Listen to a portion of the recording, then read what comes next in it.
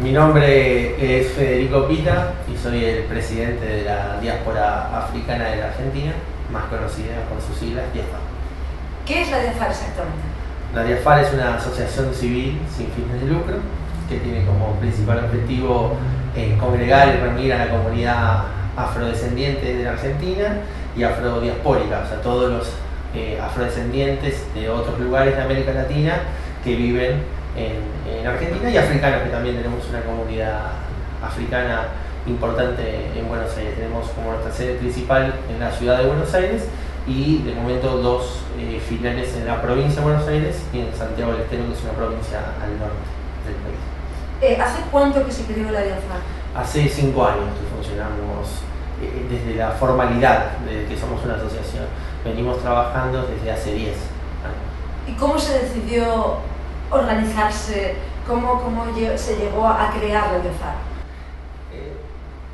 Un grupo distinto de personas. Entendemos que no hay institución, que todos los colectivos étnicos y culturales que conforman la argentinidad tienen sus espacios de congregación y de encuentro, y yo principalmente, mi caso es que yo soy afrodescendiente argentino, de los que descendemos de los africanos traídos como mano de obra esclava a Buenos Aires. Encontramos que todas las comunidades tienen sus clubes, sus escuelas, sus instituciones, y ser negro en la Argentina era no tener un lugar.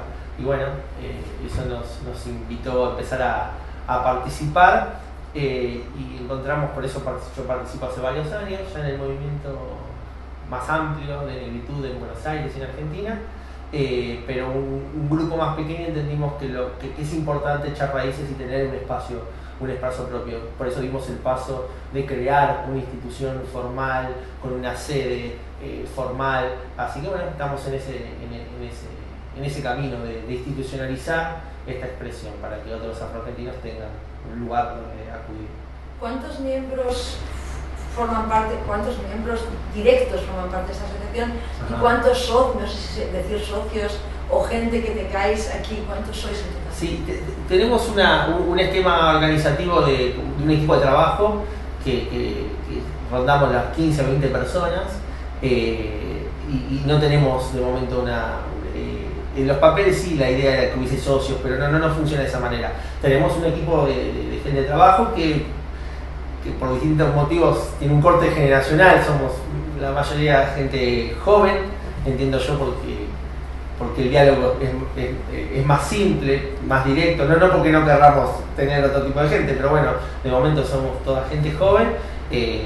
Tenemos nuestros familiares más grandes, los viejos de las familias que nos acompañan y nos apoyan, sin duda, pero bueno, los que estamos ahí poniendo en el cuerpo todo el día somos eso. Y después sí, depende de la actividad que hacemos, o sea, porque en una charla, vamos a dar una charla de colegio, vamos 3 y hacemos un recital de hip hop y juntamos 1000, entonces depende qué actividad hagamos, o hacemos un congreso nacional y nos juntamos, somos 400, depende lo que hagamos, cambia el número, pero activamente somos eso. Y en nuestras filiales también hay grupos chiquititos de personas, pero bueno, la idea, somos una agrupación nueva, estamos armando un diario como para tener nuestro propio medio de comunicación, tenemos un estudio de radio que terminamos de construir hace poco, así que en eso estamos. ¿Qué actividades organizáis? De todo, ¿no? Nuestro trabajo es dar visibilidad hacia afuera y hacia adentro, ¿no? Porque no solamente el promedio, el argentino promedio entiende que en la Argentina no hay afro, sino que también los afros, al no tener espacios propios, medios de comunicación propios, escuelas o lo que sea, lugares de encuentro físicos y territoriales reales, también hay una percepción de que no estamos. Entonces nuestro trabajo tiene que ver con generar conciencia hacia afuera y hacia adentro, y el formato puede ser un diario, una radio, un recital, un acto político por el día de lucha contra el racismo, una charla en un colegio, en fin, todo lo que permita dar visibilidad a esta causa, que es mantener vivo el legado afrodescendiente en Argentina. ¿Y cómo lo hacéis? ¿Vais directamente a las escuelas? ¿Habláis con organismos diferentes? ¿Cómo organizáis el día a día de las actividades?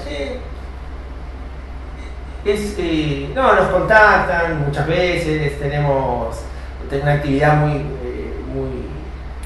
muy rica en las redes sociales, en internet, nos constata. Después tenemos relaciones institucionales con el Estado, con distintos ministerios, dependiendo de la temática, con las universidades nacionales, con las embajadas africanas que tienen sede en Argentina y con algunas embajadas de algunos países que trabajan la temática negra. Entonces, como la Embajada de Sudáfrica, la Embajada de Brasil, la Embajada de Estados Unidos, las distintas embajadas que tocan en algún punto el Día de Mandela, la marcha de Washington, de Luther King, etc. Entonces también tenemos ese tipo de relaciones, pero generalmente nos venimos haciendo conocidos, entonces es más lo que nos contactan, y después nosotros tenemos una agenda fija de actividades que nosotros todos los años hacemos, un encuentro de la gente de la asociación, una cena anual, un recital de hip hop para la juventud.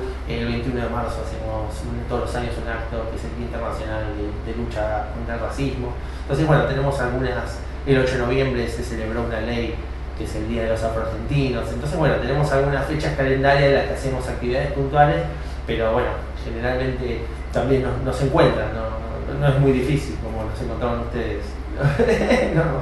No sé cómo, hoy es internet todo, ¿no? Uno googlea y pone afrodescendientes en Argentina y acá estamos. En el censo, ¿desde cuándo es posible recoger en el censo de Argentina que una persona tiene raíces afrodescendientes? Ajá. La primera vez que se preguntó, el término afrodescendiente es un término nuevo, es una construcción del 2001 en una precumbre que justo fue en Santiago de Chile, etc. Pero independientemente del término, en el último censo nacional del 2010 es la primera vez que hay una pregunta de ese carácter en Argentina. Fue realmente un momento clave, ¿no? En términos estadísticos, nuestra comunidad no existía hasta hace 2 años. No había estadísticas oficiales. Difícilmente el Estado pudiese tener una política pública para con nuestra comunidad desde el punto de vista estadístico al no existir. Entonces esa pregunta fue muy interesante. Pero bueno, es un concepto nuevo, es una construcción. Se preguntó en la etapa precensal, en la época colonial, se hablaba de negros, mulatos, pero más que nada en términos de propiedad privada, ¿no? Uno tiene 3 caballos, 2 coches, 2 tele y 2 negros, ¿no? Tenía que ver más con eso que con contar a las personas, ¿no? ¿Qué porcentaje de afrodescendientes hay hoy en día en Argentina? El censo diría que 150.000 personas, 150.000 argentinos se reconocieron con sangre africana. Que eso sería, creo que es el 0,0, no sé cuánto, es un número insignificante. Hay un trabajo anterior, en los años del 2005, 2006, que también participó el Instituto Estadístico, con el Banco Mundial y con una universidad argentina, que plantea que somos entre el 4 y el 5% de la población. Así que estaríamos hablando de 2 millones y medio de personas. ¿Y por qué crees tú que mucha menos gente marcó en el censo que tenía? Por desconocimiento. Primero por la forma en la que se hizo, la metodología, ¿no? Porque había 2 planillas, entonces en una planilla se preguntaba, en otra no, era con un tipo de muestreo. Entonces, bueno, eso no figuró en todas las casas, no se preguntó. Y por otro lado también porque el término es muy nuevo. Te puedo dar un ejemplo. Yo tengo tías mayores que si yo no les hubiese dicho que afrodescendiente quiere decir lo que quiere decir, afrodescendientes somos los negros argentinos que descendemos de los esclavizados de la época colonial. Si no le hubiésemos dicho eso, hubiesen dicho que eran argentinas o negras, porque también en Argentina hay una idea que ser negro es ser oscuro, muy oscuro de piel. Entonces si uno no es muy oscuro de piel, no es negro. Entonces claro, y el concepto negro en Argentina es muy sensible, el insulto más popular en Argentina es negro de mierda, pero a cualquier persona. Entonces la palabra es muy delicada. Entonces claro, a la hora de preguntarlo en un censo se fue políticamente correcto, que fue muy interesante y nos parece inteligente, buenísimo, pero claro, un término que no conoce el común de la ciudadanía, no sabe ni lo que quiere decir, y mucho menos los propios interesados. Entonces, en muchos casos imagino que no habrán sabido de qué le hablaba si tuvieron la suerte de preguntarle. Pero bueno, yo creo que es un paso, si estamos hablando más de 100 años en la que a nadie lo consultaron y le quisieron decir a todos, miren, todos somos blancos, todos somos españoles e italianos, claro, si después de 100 años te preguntan, sos negro, y de mínima la gente va a decir que no sabe. Entonces, claro, creo que hay que ir de a poco. Pasa algo similar con los pueblos originarios, que en el censo dicen que son 1 millón de personas. En Argentina, más del 60% de la población es de pueblos originarios. Entonces, imagínate, si a la mayoría poblacional real en la Argentina le tienen negada su identidad estadística, los afro venimos bárbaros. Así que, tiempo al tiempo. ¿Cómo ha evolucionado la aceptación o la autoestima o la identidad de los afrodescendientes en Argentina en los últimos años? Yo entiendo que es como es una responsabilidad compartida. Generalmente se suele poner el acento en la víctima en este tipo de enfoques. ¿Qué quiero decir? Por ejemplo, cuando a una chica la abusan sexualmente, preguntan si tenía minifalda, como si eso tuviese importancia. No importa, podría ir desnuda por la calle y nadie debería hacerle nada. Entonces, muchas veces se hace lo mismo en el tema de negritud. ¿Por qué la gente no se reconoce? Cuando en verdad no se habla del flagelo del racismo estructural, que es el verdadero problema. Si a vos todos los días en los medios te dicen que ser negro es ser criminal, que ser negro es ser pobre, que ser negro es ser marginal, y después te preguntan, ¿sos negro? Y lo más probable es que la gente diga que no, es lógico, ¿no? Y si todos los días en la misma revista que ser negro es malo, las grandes marcas de perfumes, la modelo es rubia, y el que maneja el auto de marca alemana es rubio, y todo así, entonces probablemente la gente quiera ser rubia y blanca. Entonces me parece que tiene que ver con el modelo racial que el sistema capitalista promueve. Entonces, claro, hablar de cómo una persona se percibe no termina teniendo sentido, porque tendríamos que hablar de una persona que tendría que tener conciencia de que lo es, y a partir de que lo es, por qué lo es y para qué lo es. Entonces es todo un proceso que generalmente la pregunta está orientada a hacer foco en el resultado final, y me parece que es anterior. El problema es el racismo estructural, y es bueno. ¿Qué debería hacerse para que esa situación se pudiera cambiar? Yo imagino que el principal responsable del racismo estructural son los estados, en parte, porque son los estados los que pueden regular los mercados. En esta idea de que el mercado se autorregula, en la idea de que el mercado se autorregula, tenemos un estado capitalista racista. Entonces, la posibilidad de que los estados regulen esto sería como un principio de solución, pero no todos los estados creen en la igualdad racial, ni mucho menos. Entonces me parece que es una acción conjunta entre que la sociedad civil se organice, como puede ser la IAFAR o cualquier institución que promueva sus valores, la identidad de la comunidad a la que uno pertenece, etc. Y después un Estado que esté dispuesto a reconocer su herencia racial.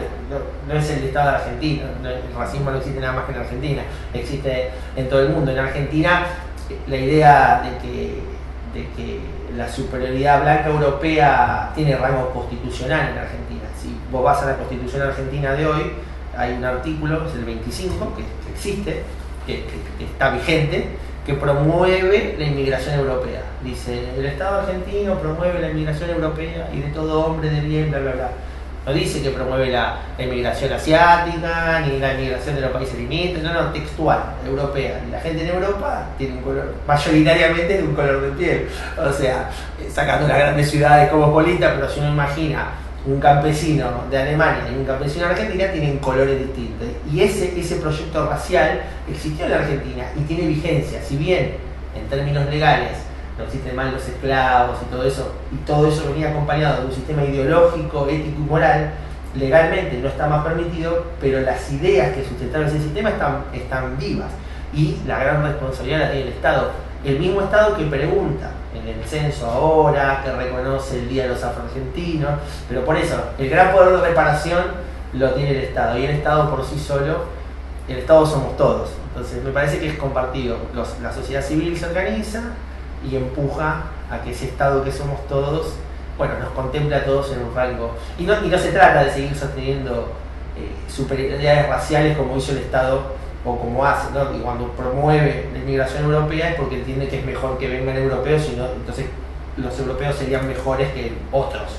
Digamos, me parece que la idea es ir hacia un Estado que comprenda que todos somos importantes y que todos valemos lo mismo, ¿no? Que ha ido cambiando sin duda, ¿no? Porque los Estados son distintas capas que van participando. El Estado no es una cosa lineal, pero bueno, en eso estamos. ¿Sabes si hay un trabajo por parte del Estado en los colegios para dar un poco más a conocer tanto a las culturas originarias indígenas, las culturas originarias de América Latina como los afrodescendientes? El Estado tiene una enorme responsabilidad. Acá yo te podría enumerar, sí, en los manuales escolares cambiaron esto, cambiaron aquello, crearon este Instituto Nacional de Asuntos Indígenas, hicieron esto, pero es el Estado. O sea, puedo decir un manual y los nombran en los mismos manuales que hace 20 años no los nombraban. Ahora sí, nos ponemos a leer cómo los nombran, seguramente no se parezcan ni un poco a cómo vivimos realmente. Entonces, bueno, es el devenir de la historia. Venimos muy de atrás, esa es la realidad. Argentina, como muchos estados en América Latina, que crecieron a la luz de la esclavitud. O sea, no se puede imaginar América Latina sin el proceso esclavista. En América Latina toda, cuando se abolió la esclavitud en todos los países, todos los estados indemnizaron a los propietarios, todos, ¿no? Si abolemos la esclavitud, no hay más esclavos. Todos los hombres en nuestro suelo son libres. Entonces vos que tenías, es como que ahora dicen, basta de propiedad privada, la gente no tiene más coches, y vos tenías 2 coches, te vuelves loco. Entonces, ¿qué hace el Estado? Bueno, no se preocupe, le vamos a pagar por esos 2 coches, pero no eran coches, eran personas. Pero los estados sí indemnizaron a las personas, a los dueños de esclavizados, no a los esclavizados. A nosotros dijimos, bueno, son libres. ¿De dónde vamos? Y esa desventaja, no solo vivieron de nuestro trabajo y amasaron su fortuna con nuestro trabajo, sino que encima el día que no nos necesitaron más, nos largaron a la calle y el Estado le pagó a los propios poderosos más plata. Entonces, claro, vinimos con una desventaja que en 100 años, 150 años es poco tiempo. Así que con el tiempo la cosa va a ir mejorando. Con esto no quiere decir que no haya gente de bien, político, activistas sociales, gente que cree realmente en un mundo distinto. Pero va a llevar tiempo. ¿Qué es lo que esperas para el futuro de la DIAFAR? De la DIAFAR que nos preceda. Nosotros a veces somos jóvenes, más o menos, hay chicos más jóvenes, nosotros imaginamos, imagínate cuando hagamos la cena de los 50 años de la DIAFAR y haya gente joven y nosotros ya seamos viejos y que perdure, ese es nuestro anhelo. Nosotros empezamos diciendo, no hay un lugar físico donde la gente que se siente parte de esta comunidad que existe, porque yo tengo una familia negra enorme, pero no tengo un club, no tengo una escuela, no tengo nada. Le dije, bueno, hagámoslo. Y nosotros con que quede ese club en pie y nos preceda, habremos plantado la primera piedra, y eso estamos contentos. No venimos solos, o sea, hubo un montón de intentos en la historia. Nosotros hacemos investigaciones, también tenemos un área de investigaciones. Hubo periódicos, subintentos de escuelas, subintentos de clubes. Lo que pasa es que ser negro en Argentina es complejo. Entonces, hubo épocas más difíciles que otras. Entonces, bueno, vamos a apoyarnos en esa experiencia de los que nos antecedieron para tratar de plantar y que la bandera quede y pasar la posta. Una última pregunta, ¿lo de la radio existe ya? Sí, está atrás tuyo. ¿Y cómo se llama? La página nuestra, diafar.org, barra radio, ¿no? Sería es nueva, lo terminamos recién el estudio. Tuvo algunas transmisiones. ¿Está en vuestro portal? Online, sí, todavía no está porque es nuevo, ahora tiene olor a nuevo el estudio. Lo estamos probando la transmisión, pero sí, los equipos, está instalada la radio, es cuestión de empezar a transmitir.